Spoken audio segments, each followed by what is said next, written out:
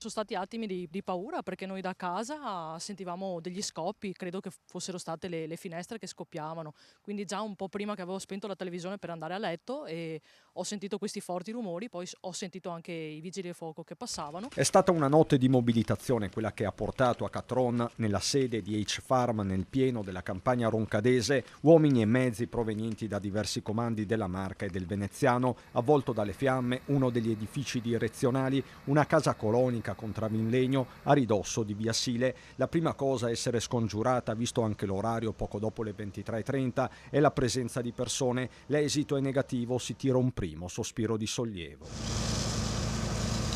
L'intervento tempestivo dei vigili del fuoco evita il propagarsi delle fiamme agli edifici vicini. Le operazioni si concentrano sull'immobile storico. Le prime abitazioni in linea d'aria si trovano a qualche centinaio di metri. L'aria era completamente irrespirabile, ti sentivi proprio in gola che non si faceva fatica a respirare, le fiamme erano molto alte, quindi una cosa un po'...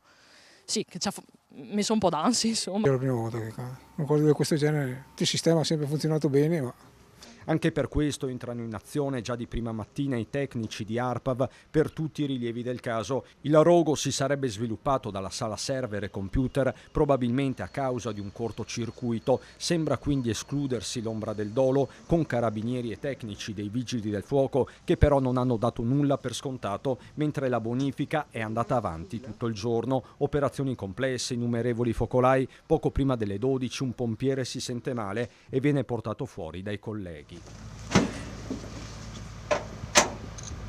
Fortunatamente l'uomo si riprende in pochi minuti, la bonifica procede con la conta dei danni, che sono ingenti.